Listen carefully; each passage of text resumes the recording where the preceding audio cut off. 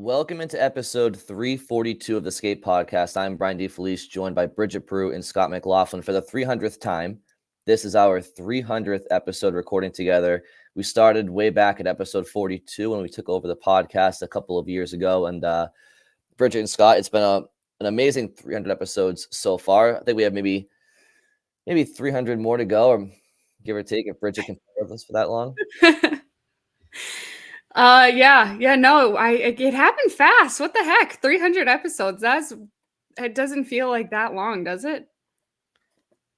No, and that's not even counting. That's like 300 real episodes. It's not even counting all the the clips that we cut off and throw into the feed that that people see. But yeah, 300 full episodes. I thought Scott was going to be like, yeah, it's felt really long. No, this is like legitimately the best part of my job, I think. Like, yeah, we'd be talking about this anyway, right? Like we'd all be exactly. either with you guys or with like our other friends. We'd just be talking about this anyway. At least with you guys, I don't hear like dumb opinions that my friends would be like, oh, but do you think that Charlie McAvoy should be traded? Or you know what I mean? Like, you guys have conversations that I would much rather be a part of about the Bruins. I'm changing that this year. I'm going all dumb this season. You know what? You have gone like contrarian in the past season. Like you started to go really like more into pushing the buttons a little bit and like trying to take the hot take a little bit more this past season. So maybe if you keep that going. But I like to think it's legit. Like I don't try to be contrarian. Like if I'm contrarian, it's because I really feel that way. Yeah, I think for Scott, it's less the amount of episodes he's had to do with us. It's the fact that he's been on a daily text chain with us for the last 3 years. It's probably the most tiresome. Yeah, and he has to see me in person and starting again very soon, like on a daily almost basis. So good luck, Scott. I'm gonna make more stickers. Yeah, Bridget's making me carry stuff for her because she's gonna be recovering from knee surgery later this week, right? But guess what? I have a gift for you. I brought you some beer to try to bribe you into helping me. Yeah, that is a good way to go about it. Yeah, I did it. So Bridget and Scott, we have done it. We have gotten through the bulk of the summer, and we've gotten through talking what if Wednesdays and mailbags, but we are now entering September, and we have rookie camp this month. We have the prospects tournament this month. We have training camp this month, and we have preseason games starting at the end of this month. We also have captains practices that have started already, and so hockey season is ramping up. It's vastly approaching. There's some topics we want to get to today, including captains practice. There's some Jeremy Swayman contract updates that we would like to discuss. There are is the Bruins' future bright? Some people in the hockey world are putting them in polls with Pittsburgh and the Islanders. The least bright future?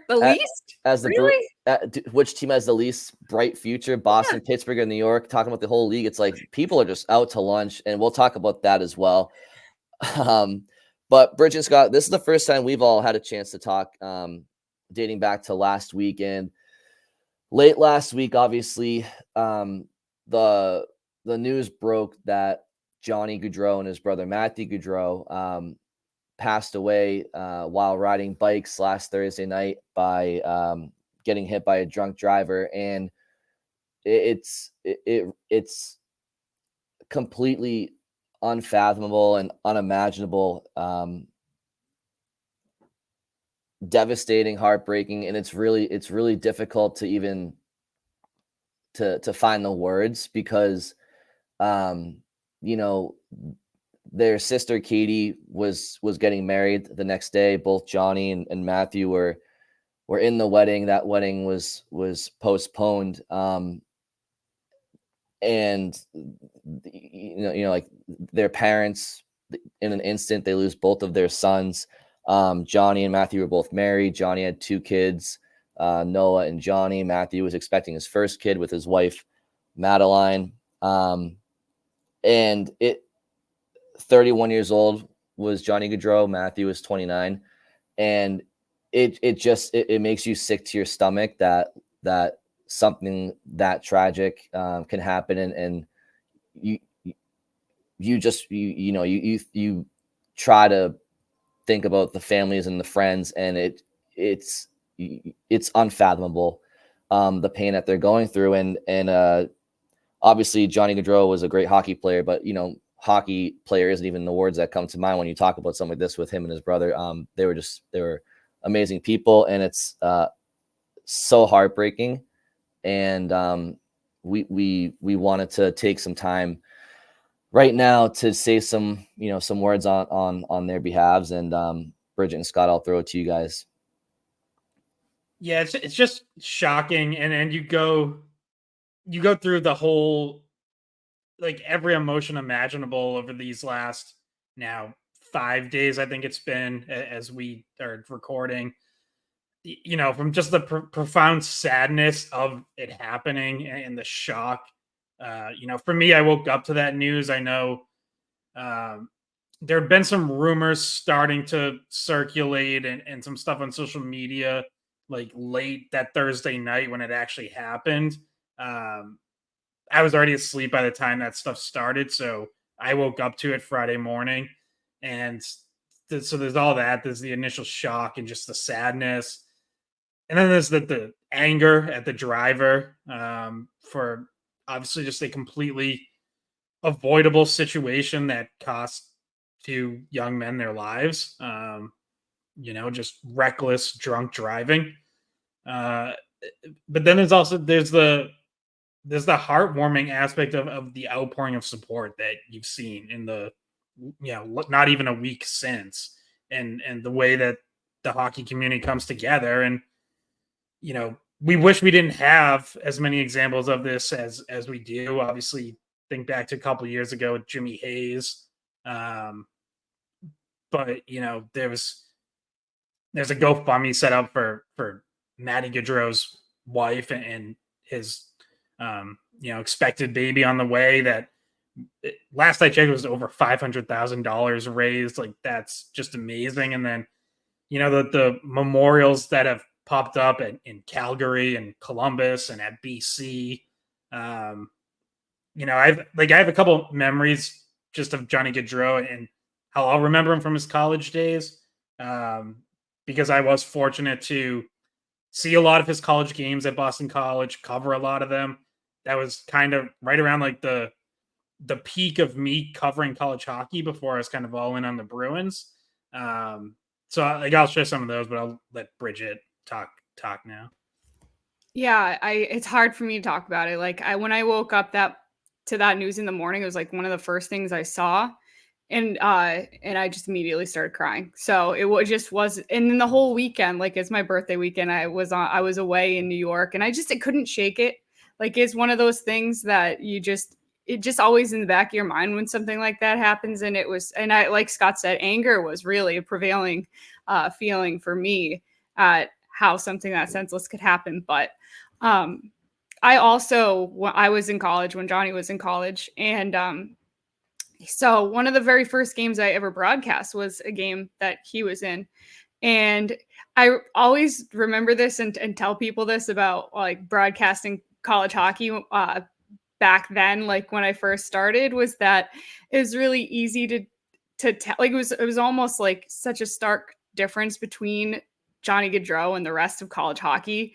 And like, him and Jack Eichel, to me, were the two guys where you just watch them skate circles around people at different times. And when you're used to watching NHL hockey, which I had been, and then you go to mostly college, seeing college stuff, you notice there's just such a huge difference between, the 60th team in the league and the guys that are on, some of the top teams in the league. And they're just so obviously bound to be great. Him and Jack Eichel both were. It was just so obvious, and his Hobey Baker season was just one of the best, stories at that time and in college hockey that I can remember.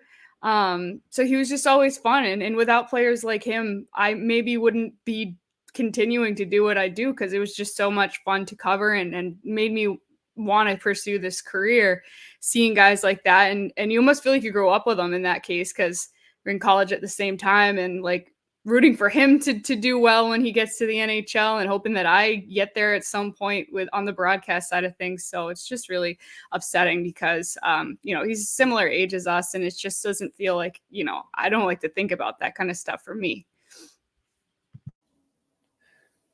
Yeah, I mean, Scott, I know you have a few memories as well. Do you want to share those before I read what Johnny and Maddie's uncle Jim released as a statement as well?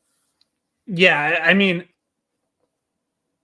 just like getting to watch Johnny Gaudreau at BC, I tweeted it. I said it was about as much fun as you could have watching hockey. Like, we're blessed in this area that we've seen, a lot of dominant young players. You mentioned Eichel. This past season, you had Macklin Celebrini at BU, and then the whole group of first rounders at BC: Cutter Gauthier and Will Smith, Gabe Perreault, Ryan Leonard. But I think Gaudreau was the most just pure fun to watch because of the way he played. And, the other guys, it was like, most of those guys, are like, you could just tell they're just straight up more skilled than other guys. And like, they can skate around them.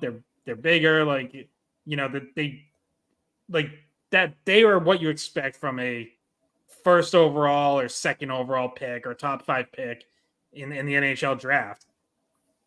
Johnny Gaudreau wasn't that. He was a 4th round pick. He wasn't a very high pick, and yet he dominated. He came to dominate like those guys just because of how smart he was and how shifty he was, and how he was just always a step ahead of everyone. And, I was at the Frozen Four his freshman year when BC won the national title in 2012. And he had been a point per game as a freshman, which is really good.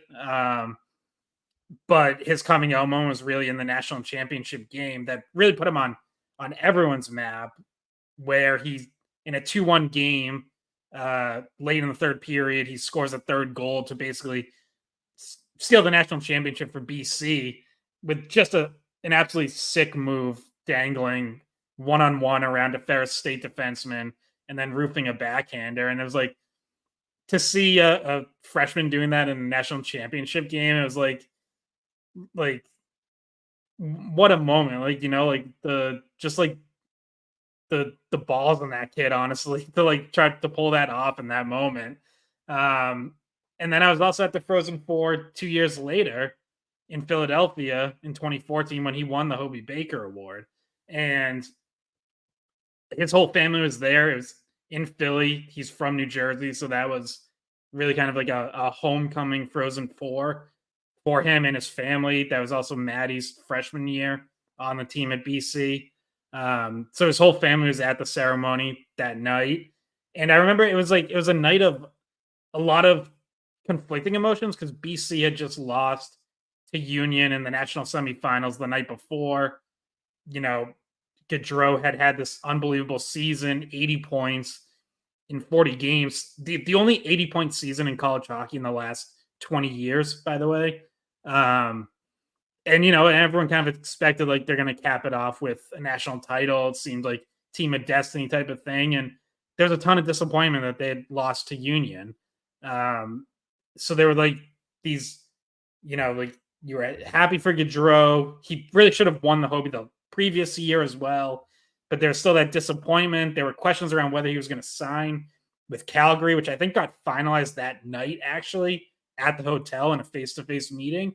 But the one thing I remember above all else was just how proud his family was of him. Like, you could see it just on all their faces. I talked to his dad that night, and you could tell, like, yeah, they were all disappointed that his college career was likely ending, and it wasn't with a second national title. But they're just so incredibly proud of him winning that award, but also just of the way he had carried himself and represented BC and his family through his college career. And clearly, as you see with all the outpourings of support and some of the things, different members of his family have said over this past week, like, that never changed. That family was so close, so tight, and so proud of both of them. Yeah, and all you hear from Johnny's NHL peers around the league that have spoken out about this is that, you know, just the most humble person, and his brother was the same way. And as hockey players, Johnny Gaudreau was electrifying and inspiring. Obviously an NHL star. Matthew himself also had a very, very admirable career, making the professional ranks in the American Hockey League as well. And that is no easy feat either. So as hockey players, both incredibly successful individuals, but as people, just top notch. And I want to read a statement from their uncle, Jim Gaudreau, because Scott, you mentioned the range of emotions since hearing the news: disgust, confusion, anger, sadness, disbelief, remorse. But there's also the side that you mentioned where there's just been an outpouring of support throughout the hockey community and just, you know, the world in general. And so Jim Gaudreau released a statement via John Buccigross's Twitter on August 30th that said, "Last night we lost 2 husbands, 2 fathers, 2 sons, 2 brothers, 2 sons and brothers-in-law, 2 nephews, 2 cousins, 2 family members, 2 teammates, 2 friends, but truly 2 amazing humans. We want to let everyone know we are receiving your messages of love and support, and we appreciate your continued thoughts and prayers. We ask for your continued respect and privacy during this very difficult period of grief from all our families and from the bottom of our hearts. The Gaudreaus, Morris, Corbett's, Vanello, and Joy's families." So it's just one of those things in life, guys, where there's nothing there's nothing that can make right what was wrong. It's just that, but you have to be there and support people. But the message here for all of us, it's just to, in addition to remembering the legacy of those 2 wonderful men, is to be truly thankful and appreciative in life for what we have, because today and tomorrow is never guaranteed, and we all get wrapped up in our own lives. We all have a little bit of we're self-absorbed to an extent by nature as humans. What's going on in our lives right now, and we don't really always take a step back and, you know, see the big picture. So for all of you listening, Bridget, Scott, for myself, just, you know, be extra thankful every single day for what you have in this life, and never take it for granted. So with that, guys, I think we'll move on from this and to the best that we can. And we're thinking of the Gaudreau family and their friends, and rest in peace to Johnny and Matthew Gaudreau. Don't know how to smoothly transition from there, guys. I don't think there's a proper way to do so, but we will try our best. So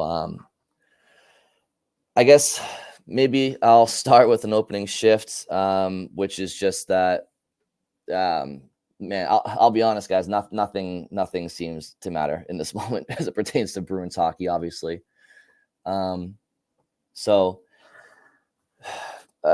Scott, did you want to maybe go over some captain's practice stuff first? Yeah, sure. Because, you know, look, yeah, the hockey is happening. It's starting. Like Tuesday was the Bruins' first captain's practice. It was open to media.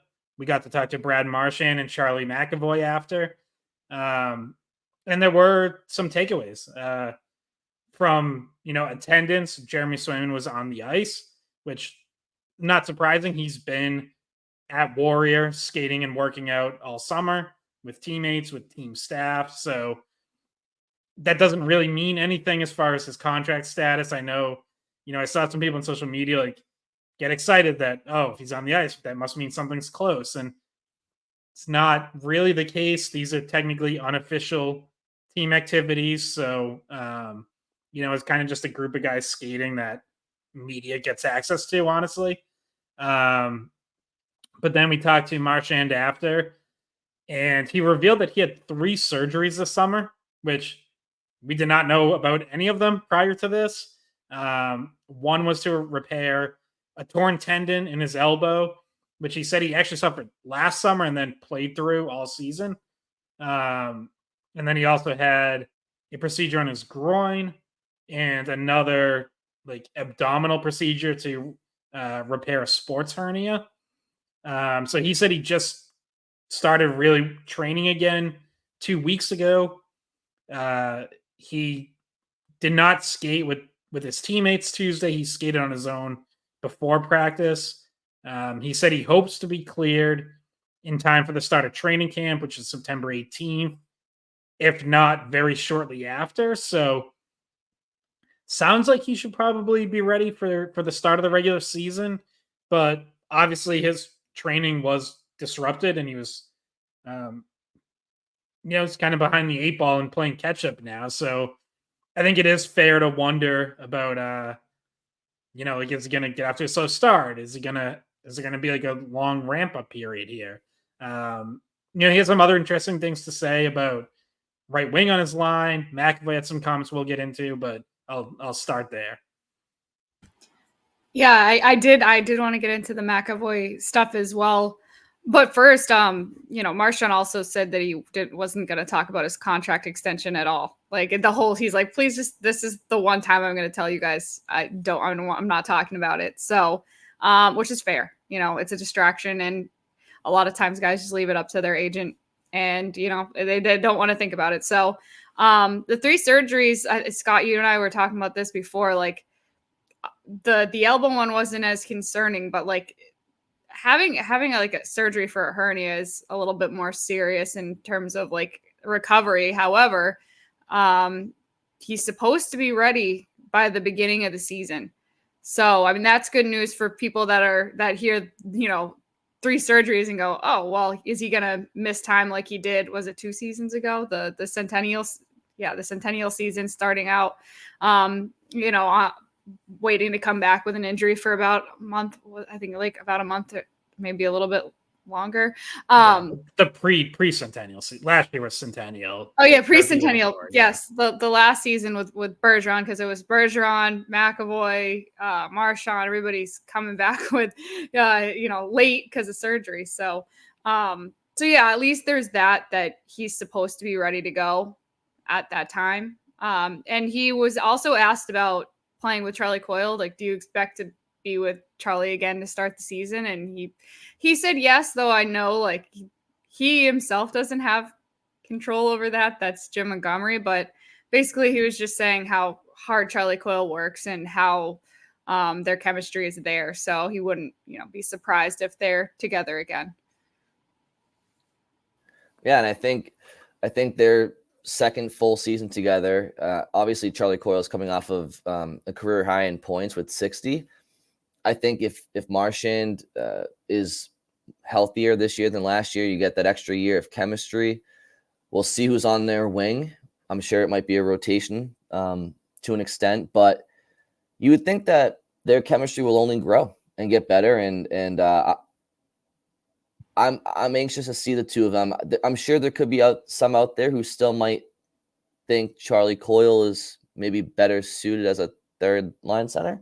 But I also think that the flip side of that is that he produced like a top 2 center last year, and maybe he just needed the opportunity. I mean, it's tough to be a top 2 center when you have Bergeron and Krejci in front of you, and sometimes opportunity is all it takes. So maybe with the opportunity, he becomes that number 2 center, which he showed last year.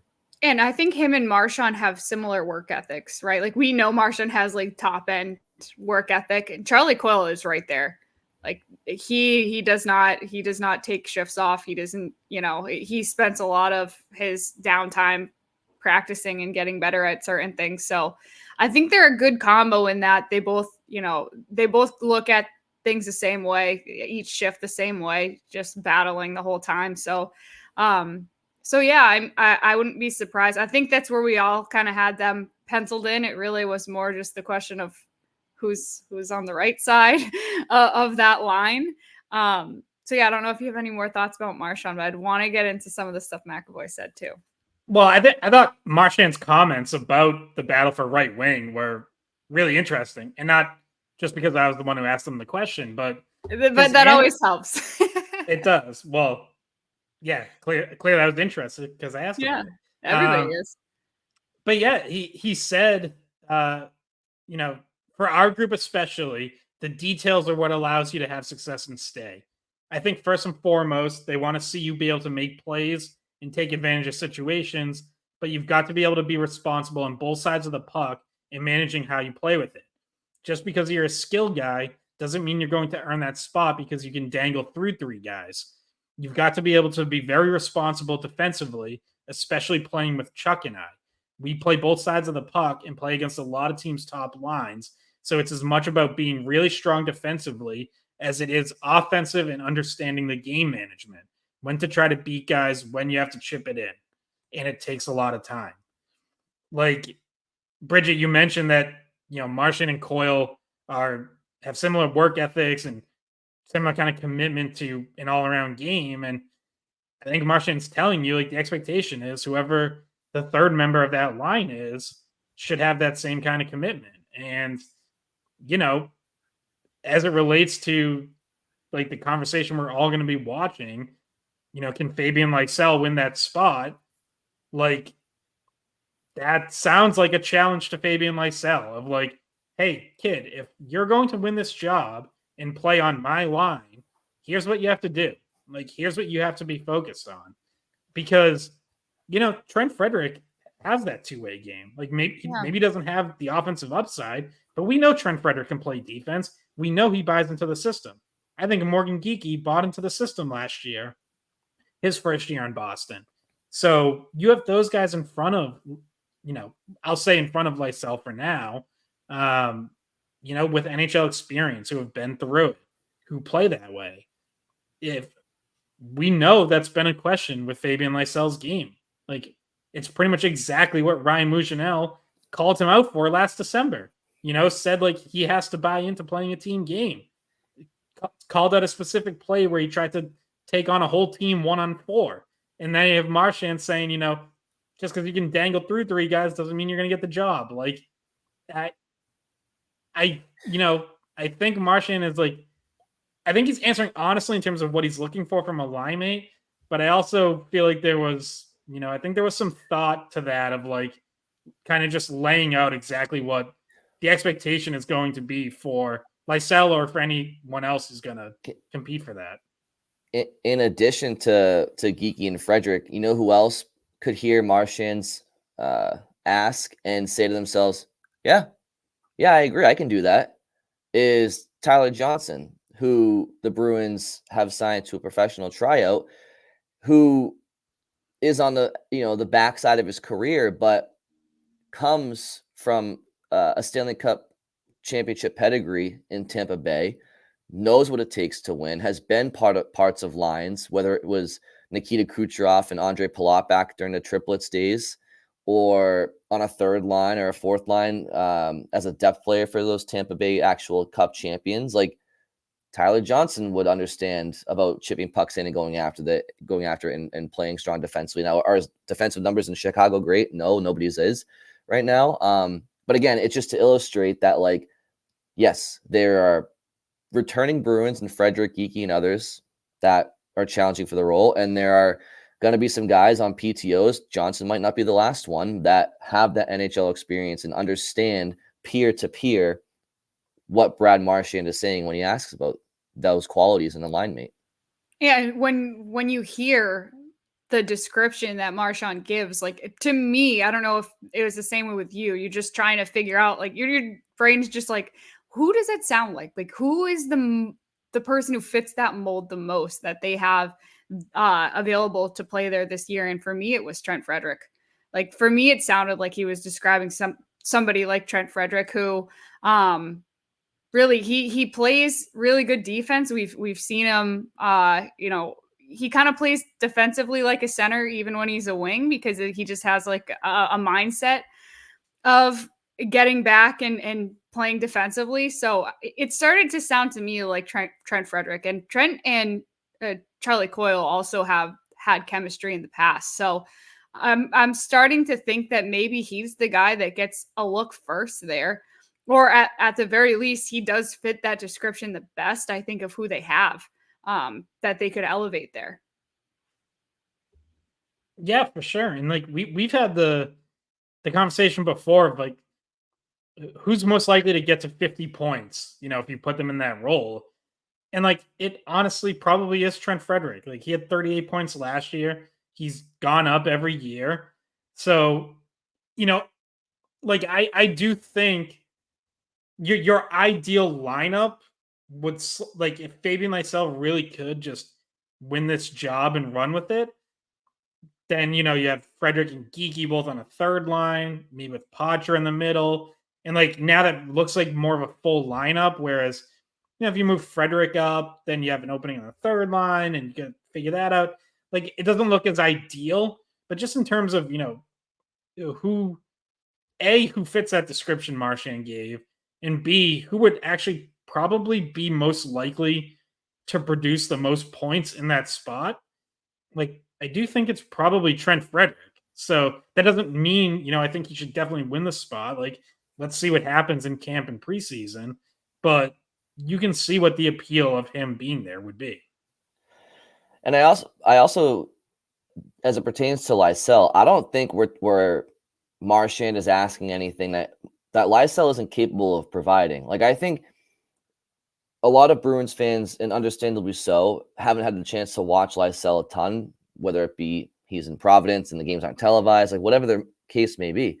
But Lysell plays with a bit of peskiness. Like he will back check hard. He forces turnovers. He causes turnovers. He has good stick lifts. He's deceiving, and he could play with a bit of an edge. I think sometimes his temperament needs improving. Like he can be a little bit of a I don't know, not a whiner or a crybaby, but he has to control his emotions better. But he has the skill and the hockey IQ to be sound defensively and create turnovers, have back pressure through the middle of the ice. So I think he's capable. It's just going to be a matter of, okay, how much are you learning in the offseason and how quickly can you learn on the fly at the NHL level in a top 6 role? And because we've talked about it, Lysell's a fourth liner is not going to happen. Can he be a third liner at times throughout this year? Maybe. I just don't. I think that I don't think that's out of the question for him. No, but I think third lines can have a dynamic where he would fit in. I just think that where the Bruins might be hesitant is a third line where you see both Poitras and Lysell, two really young players out there at the same time. So that's the only thing where it's like, okay, well, if Poitra's on that third line, do they want to be that young on a given line? Yeah. And that's a fair point. I wanted to bring this up because I saw this 2 days ago. Mark Divver tweeted this out. He said, hearing Georgii Merkulov, I like to talk about like other people that might be making a push. He said, hearing Georgii Merkulov is back from Colorado where he spent some time skating with the Flyers. Matvei Michkov, yeah. Okay. And others and he says expect Merk to make a strong push in camp. Basically saying that Merkulov had a strong offseason, put in a lot of work. I guess out in Colorado with a Russian player. So and others, but not just a Russian player, but maybe like the number one prospect in all of hockey. Yeah. So Michkov's going to be a beast. So he's training and getting himself ready to take a job. And it sounds like, and Mark Divver is very tapped into prospect world in college and elsewhere. And, so I trust his commentary when he says like he could make a strong push because he knows what he's looking for in those situations, really. So I think that's interesting because I do feel like we have some listeners and viewers of this podcast who want to see Merkulov take a job and like his game and push for him. And so I'm interested to see what he looks like in camp. Yeah, and he was on the ice at Tuesday's captain's practice, so he's there.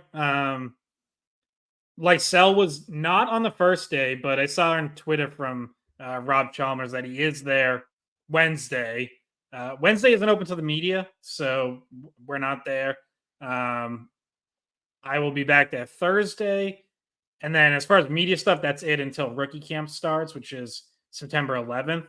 But yeah, I mean, obviously, like, you want to see Merkulov make a push, and he should be able to, right? Like we've talked about it. He was already right there. He did get called up. He's unlike Lysell, he has played NHL games, not much, and he didn't get as many minutes as any of us wanted, but like he got there.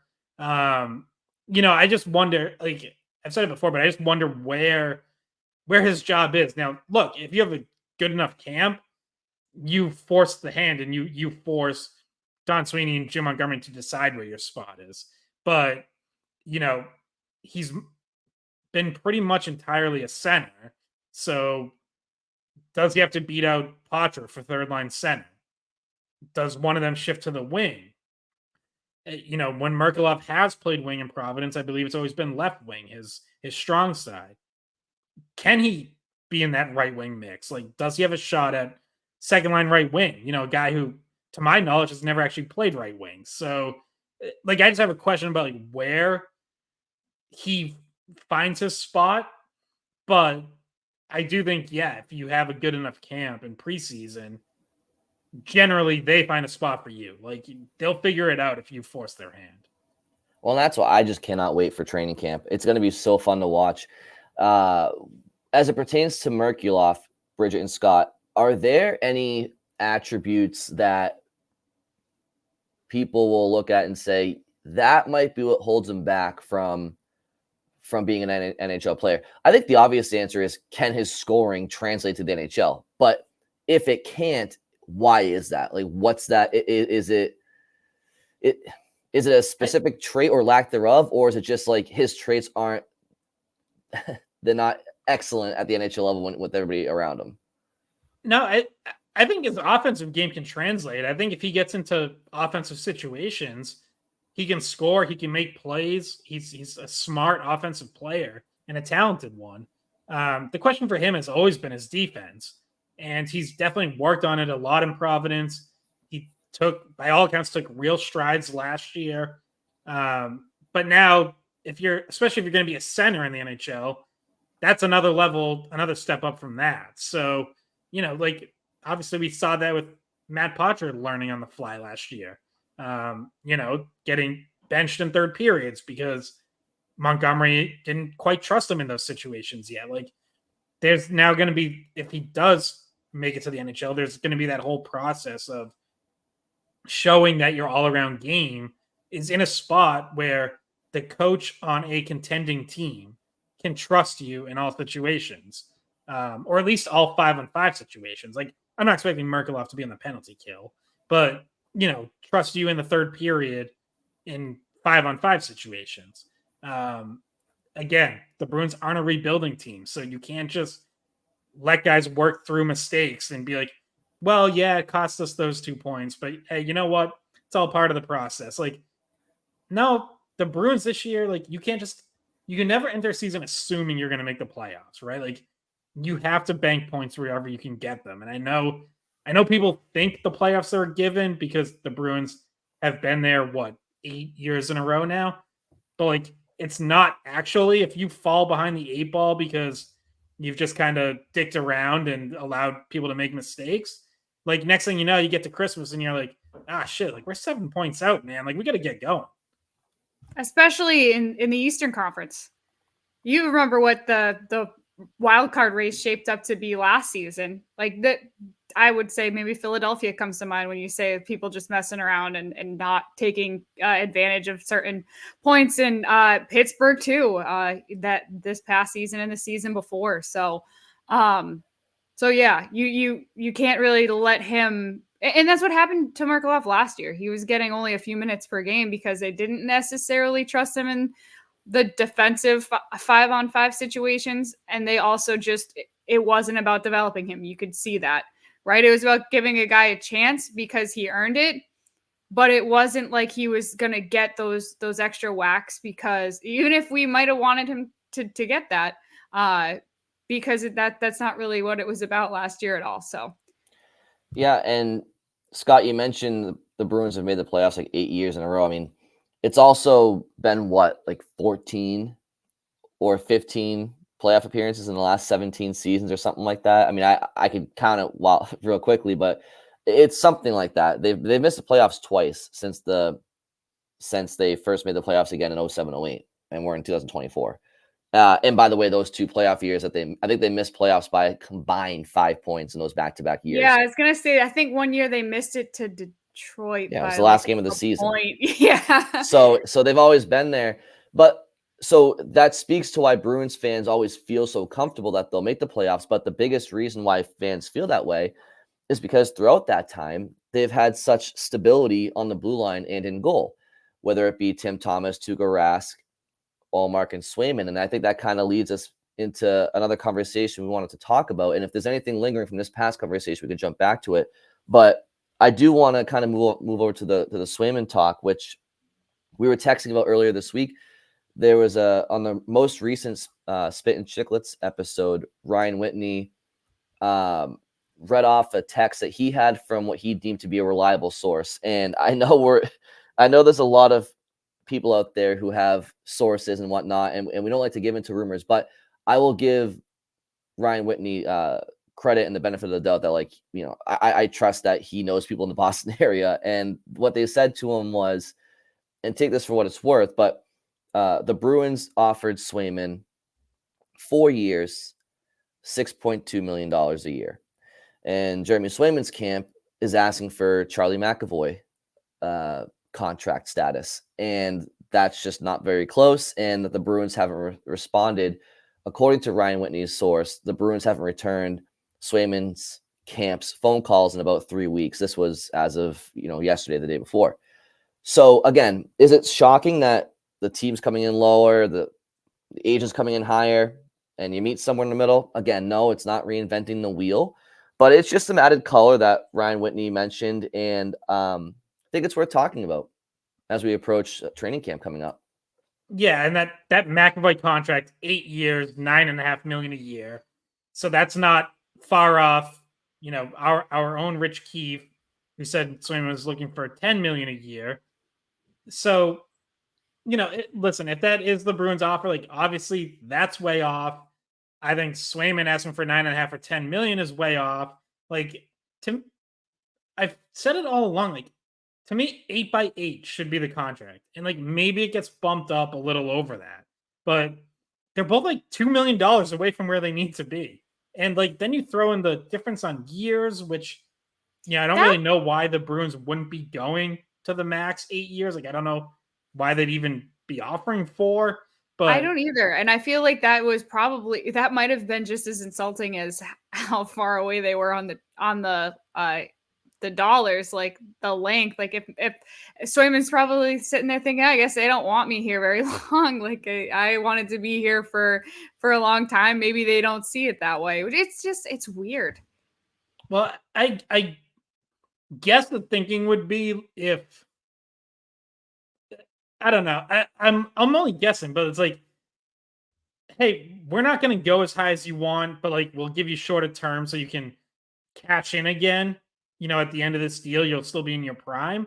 But like, that's just not generally how it really works. Like, players aren't, they're not like, oh yeah, sure, I'll take less money now so I can make more 5 years from now. Like, no, that Swayman feels like he's ready. He should be getting paid now. He wants the money now. And also wants to be secure and likes it here. Yeah. But I mean, look, he has to give too. Like, the two reports we've heard on his side are 10 million a year and 9.5 million a year, which I would say, like, those also aren't realistic. So, but both sides have to actually get serious about this at some point very soon, because if those really are the offers or what Ryan Whitney laid out of where the two camps are, then neither side has gotten serious yet, is what I would take away from it. Yeah. And again, we all know, the Bruins know, Swayman knows that Jeremy Swayman is the goalie of the future and that he's capable of playing elevated game totals for the Bruins. But the reality is, when you're talking about contract negotiations, there's projections and there's what we all know in the back of our mind and the front of our minds. But then there's the reality, and the reality is Jeremy Swayman, while I think the world of him, and I think he's an amazing goalie, and I think he should get paid, not what he's asking, but he hasn't played a full season, not one, as the Bruins' bona fide number one guy as far as game totals, right?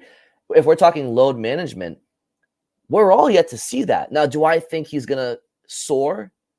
Absolutely. I'm not concerned about it. I'm just saying when you're talking negotiations, there's evidence, right? Like the jury has to look at evidence on both sides, and it doesn't go in the player's favor, and he's also an RFA. So again, I just think you have both parties just have to, as Scott said, stop messing around, just get serious and be a little bit more self-aware, both parties, and get this done.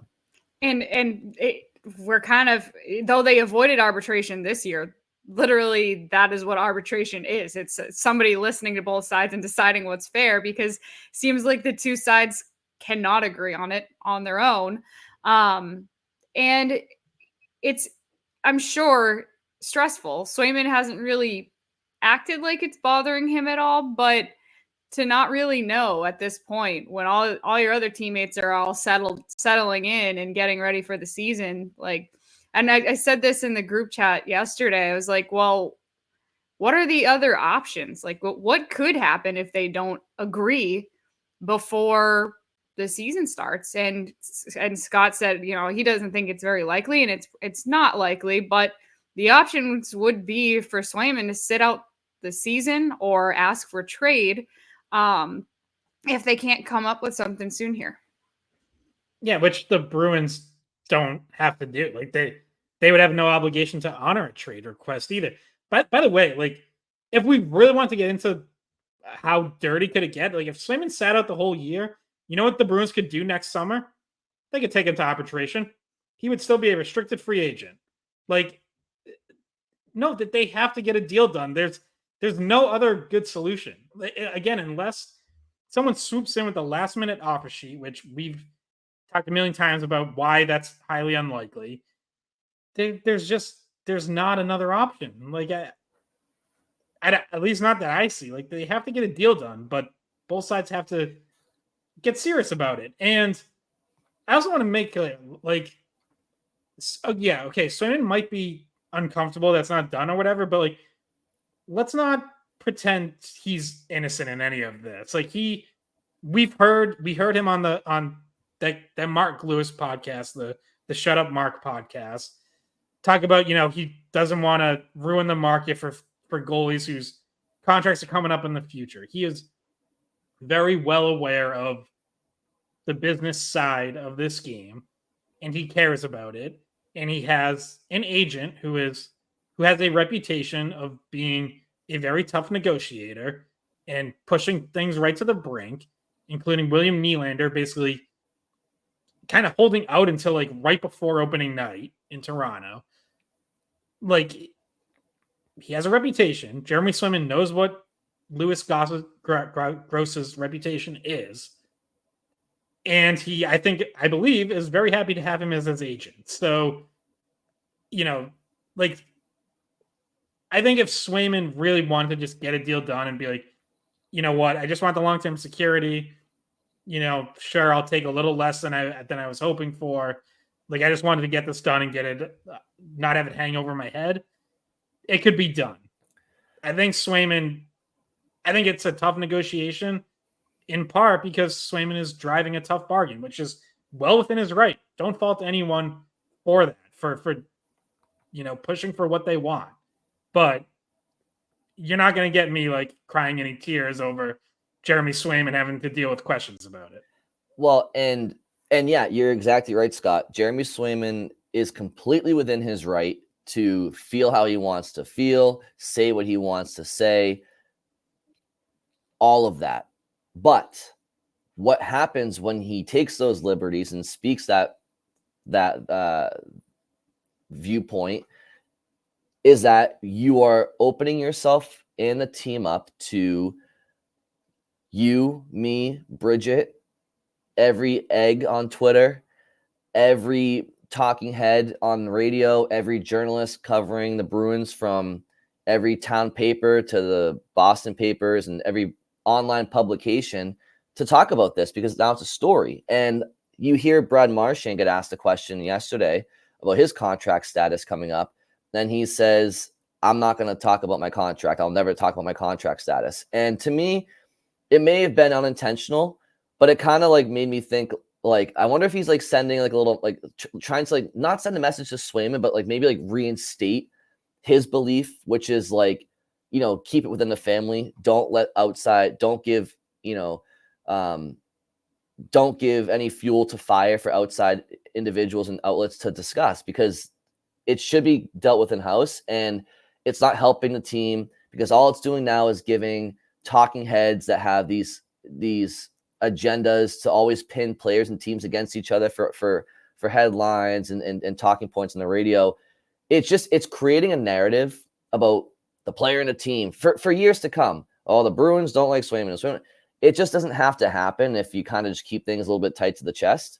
And I wonder if you know, any of Swayman's teammates, like Marchand in particular, would maybe pull him aside and be like, hey, listen, you do you, but you know, sometimes you doing you affects everybody. It affects the whole team, and you got to put the team before yourself sometimes, at least when it comes to things like PR.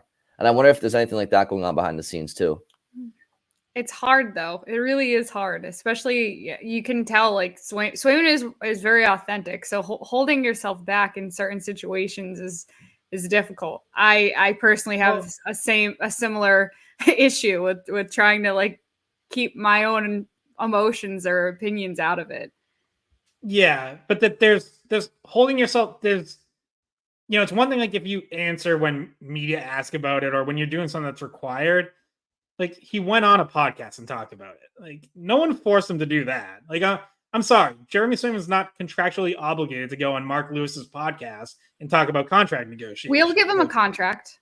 He did that only because he wanted to. So, yeah, you know, I didn't take Marchand's comments as any sort of shot at Swayman or anything, which I heard people on sports radio Wednesday morning who did take it that way. No, not sports radio. Never. Unsurprisingly, you know, sports radio looking for the worst and things. But yeah, I mean, Marchand also in that same answer said, you know, I think there's enough respect between the two sides that we can deal with it and leave it at that.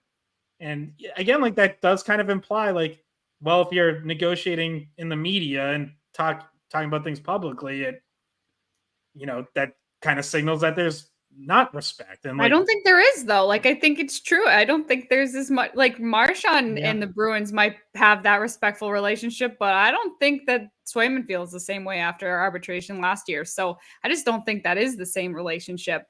And I mean, it gives us, and as you've mentioned, Brian, gives us all something to talk about, write about. And it is of concern because everybody likes the guy so much and wants him to be here. So yeah, I don't know if you have anything else left to say about the Swayman stuff. I did quickly want to get to the McAvoy. My very last thing on Swayman, I will just say, like, if he's going to end up with the biggest goalie contract in Bruins history, which I think he will, after all this, like, you better deliver. You better really be the next guy, because we know what this market does to goalies who don't deliver. And all that love that a lot of people have for Swayman, if he ends up not being the guy and not living up to that contract, that is going to turn very quickly. I'm not going to be the one leading it. I don't do that, but it will turn quickly. Just speaking on our behalf, though, like as individuals who have to, you know, engage with Bruins rhetoric online and just you know, in social presences, like it'll be so nice when he finally signs, so that Scott doesn't have to spend an hour writing an article about Brad Marchand's injuries only to get comments that just say, when are they signing Swayman? Sign Swayman. Like it's just like not what the article's about. Like that would be nice. The Bruins post that they signed Tyler Johnson to a PTO and everyone's like, sign Swayman instead. Yeah. Bridget, you wanted to talk McAvoy quickly. Yeah, quickly.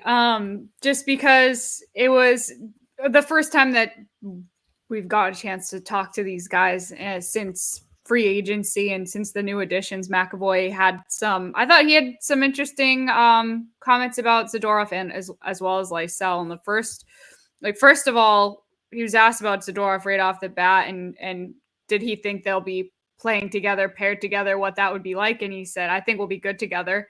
And I also heard this from Scott that you're trying to let McAvoy know he's the smallest person on the team now, on defense now. I just asked him about the size on defense. He was like, who brought up that he's now the smallest guy back there. He knew what you were getting at. He knew. But McAvoy was saying that they could be a really good combination. He was excited that they're both basically the entire defense now is big, but pretty agile. Like they're bigger guys, but they can still skate well and they can move well. And the general sense of what McAvoy and I'm guessing the rest of the team feels about the defense is that they're just really confident in it this year.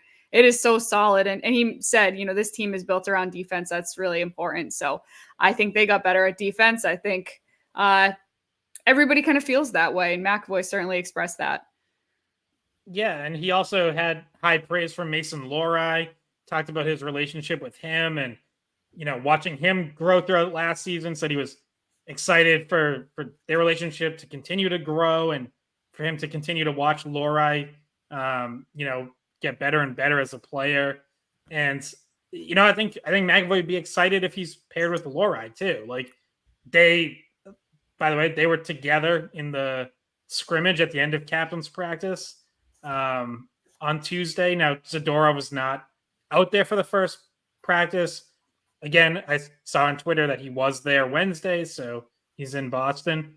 But yeah, I think what really stood out from McAvoy was, yes, the comments about the size and how the league is trending that way. But as he said, you also need to be able to move. You need to be mobile.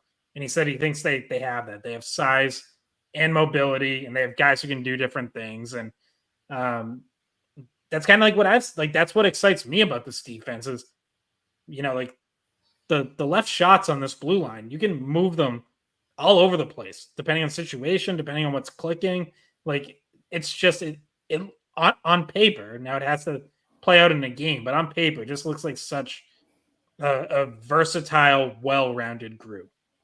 Yeah, well, that last sentence is it, Scott. They can do everything. They have size, mobility, obviously defense, offense from the back end, transitional play. A little bit of nasty, a lot of nasty actually now added.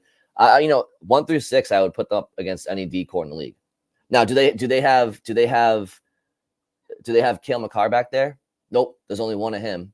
Do they have Quinn Hughes' offense back there? No. Do they have Yossi's offense? No. Adam Fox's? No.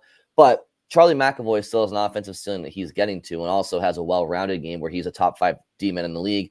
And I just think the rest of the other 5 defensemen, Lohrei's potential, Zadorov, I think Zadorov's most complete days are ahead of him, and I think they're going to be in Boston. We know what Lindholm can do, what Carlo can do, what Peak can do as a steady third pair guy. Wotherspoon as a 7th D guy he's got that spunk. So I just think that I would put this Bruins D-core up against any in the league. Yeah, Colorado has Makar, but if we're talking 1 through 6, Boston, I think is up there. So I'm excited to watch it. Yeah, and I think the potential, like you mentioned, Brian, every single player on this team, I feel like it's exciting that we know they have even more potential than it would take to have a good season. They could be even better than what we're thinking, because Mason Lohrei's potential is so high right now. You think about the guys that are going to be on the lower end of a really incredible defense, and just how much room for growth they have, right? Because Peak never was given a really fair shake earlier in his career. Now he's in Boston. Maybe he reaches a new potential, a new ceiling. Wotherspoon finally getting into the NHL last year, potential for him to get better. Like you mentioned, McAvoy still probably not at he's already so good, but he's got the ability to grow even more. So to just watch the D this year grow into maybe the best versions of themselves individually and together is exciting. Bridget, I know you have a hard out in about 15 minutes, so hopefully we can get out then, or certainly before then. But quickly before we sign off, guys, I did want to bring up something that I saw. I think I saw it last night, and basically, I'll just read it so that it kind of just expedites it, and I can just throw it over to you guys. So basically, somebody on Twitter, Nathan Grav Murdoch, put out a poll which says which NHL team. He does like prospect stuff, right? Like, okay, yeah, which would make sense based on what this poll is. So he says, which NHL team has the worst future to you, factoring both current core and prospects? And the three options were the Penguins, Islanders, Bruins, or other. So over the course of 32 teams, the Bruins are one of the three mentioned by name. They had 12% of the votes. Islanders had 30%. Penguins had 49%. Other had 7%. Over almost 4,000 voters. So to me, I just quote tweeted it saying Boston is the sixth youngest team in the NHL and again expected to be a high-end team. Elite core players are mid-late 20s and locked up / will be. Lohrei, Beecher, Patra made the team at the ages of 22 and 19. Lysell, 21, knocking on the door. Dull future is a tired, inaccurate narrative. So that last sentence is kind of everything. You've been seeing it for so long. Boston's future is dull. Boston's future sucks. And I understood when Bergeron and Krejci were impending players that were retiring. And you, especially after that Florida loss 2 years ago, they lost all, Hall and Bertuzzi and Orlov, Bergeron, Krejci. I got it, right? Like but last year was the year that they were going to fall off. You look at the three kids that made the team last year, Patra, Lohrei, and Beecher. Obviously, Dean Letourneau is far in the future. We don't know, but Lysell's knocking on the door. The Bruins are the sixth youngest team in the league. They got three players that are 30 or older. Marchand, Coyle, and Hampus Lindholm. Now Jonas Korpisalo, so that's four, but he's a goalie. What is this? Is this ever going to end? The Bruins are old. They're over the sixth youngest team in the league, and still one of the projected to be a top 10 team in the NHL. You know what is going on here? What immediately disqualifies them from being in the top three of this? And also, this is on the voters. How come there wasn't a higher percentage for other? Other is like the rest of the NHL. Like there's a lot of Bruins hate. That's why. I mean, people like other should have been way higher. But right, anyway, the Bruins are automatically not in the bottom three of the league in terms of like bright futures because it's factoring in current core, and that's going to just jump you way up. Even if you think their prospects are going to be terrible, current core is not. Like, it's able to weight you up way further than most of these other teams, and it's just funny. I find it funny. Do you know how many teams would kill to have a David Pastrnak locked in long term, Charlie McAvoy locked in long term, and we think shortly a Jeremy Swayman locked in long term? Like, that right there is enough to like take you out of this poll. Like, I don't care what the prospect rankings are. Like, you're telling me you feel better about the Ottawa Senators' future, or the Buffalo Sabres, or the Anaheim Ducks, or the Winnipeg Jets, who are like struggling to attract players and keep guys there? Like, what are we doing? I mean, really? And also, there's a couple of things that jump to my mind. It's like, if the Bruins have the sixth youngest team in the NHL, but they're like a basement dweller, okay, then being the sixth youngest team doesn't really hold much, credibility. But they're the sixth youngest team, and they're still a top 10 team in the NHL. So as it pertains to their lackluster prospect pool, well, when you're the sixth youngest team in the league currently, and you're a top end team, then you still have plenty of time to improve that prospect pool before it really needs to be excellent. And even if it is excellent, the teams that have the best quote unquote prospect pools will be lucky if they have more than two or three of those prospects be a long-term NHL player for the team that drafted them. Most prospects either don't make the NHL, don't stay, or make the NHL and get traded before they make the NHL. So having a deep prospect pool, in my opinion, is overrated. And you pray that you can have three players in 1 year under the age of 23 make your roster. That's what the Bruins just did last year. So And no one probably, so like the people who analyze prospects and prospect pools, and that's their job. Like, it's such a crapshoot, and I don't think anyone had Mason Lohrei on their radar for breaking in the way that he did. And Matt Patra, if you said that you thought he was going to break into the Bruins at a camp last year before, when he was drafted or when he was just, you'd be lying. Like he was off people's radar. The only one that maybe was on people's radar was Johnny Beecher because there was a clear need in that fourth line center role. But it's just so impossible. And by the way, those guys aren't really prospects anymore because they developed and they became like NHL players. So the reason that the prospect pool, so to speak, isn't quite as deep is because they actually panned out and they're not considered prospects anymore. Yeah, and I get like the reason the Bruins rank low in prospect rankings is because they lack like elite high-end prospects. And like that's fair, right? Like if you compared them to, San Jose, like Macklin Celebrini and Will Smith are just a different caliber of prospect. The Bruins haven't picked high enough to get those guys. Yeah, and why? So like they've been good. What's that? It's because they've been perennial playoff teams that they don't have they don't have top 10 picks. Right. But like to the point of this poll, like if you asked me who would you rather be for the next, I don't even know like what timeline are we talking about here? Say next 7 years, I would still rather be the Bruins on the Sharks. Like, yeah, maybe Celebrini and Smith are the 1-2 centers on a cup champion. Like they could be. They have that potential.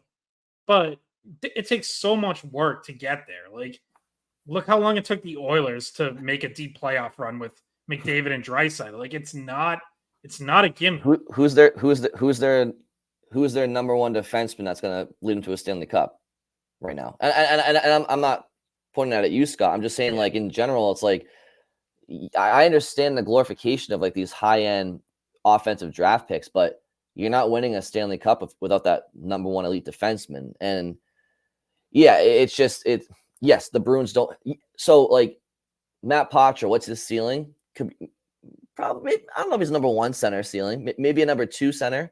Do the Bruins do they have anybody in the system right now that's going to be a future number one center? Well, maybe Dean Letourneau, I guess. I mean, we never know, but beyond him, like, no, not really. To your point, Scott, they don't have any high-end prospects. But that doesn't, having those high-end prospects doesn't equate to a bright future when you already have everything else in place. It's almost like the poll was meant to be like, who has a doomed future? And just wouldn't describe that. If the poll is to determine who's going to win the next 10 rookie showcase tournaments in Buffalo, New York, yeah, it's probably not going to be the Bruins. Who gives a shit? I'm concerned with the NHL roster.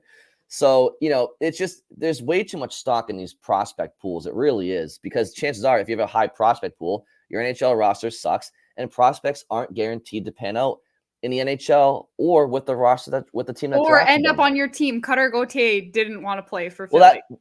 Guys that have just asked to be gone. That's exactly what I'm saying, right? Adam Fox plays for the New York Rangers. Who drafted him? It's Carolina, right? Was it? Yeah, it was Carolina. Yeah. That's just one example. So it's just whatever. It's got me annoyed because it's like I understood this conversation a couple of years ago, but people just they just go on autopilot and they just don't pay attention. And I had somebody reply to me like, I was wrong. It was Calgary. And then who was Carolina? They were involved though somehow. Yeah, he was. He got traded to Carolina, so they did have his rights at one point. I forget the exact lineage of what happened there, but he was originally drafted by Calgary. His rights were in Carolina at one point, and then he held out and went to the Rangers. Yeah. Well, in any event, I know it probably. He was part of the. So he was part of the big. It was him, Dougie Hamilton, and Michael Ferland to Carolina for Elias Lindholm and Noah Hannafin. There you go. So, it's just awesome one of those connections all around. It's just one of those situations where people just overvalue like the prospect pools because so much happens between getting drafted and actually becoming a full-time NHLer. Oftentimes it's the team they get traded. So yeah, Bruins future is bright, needless to say.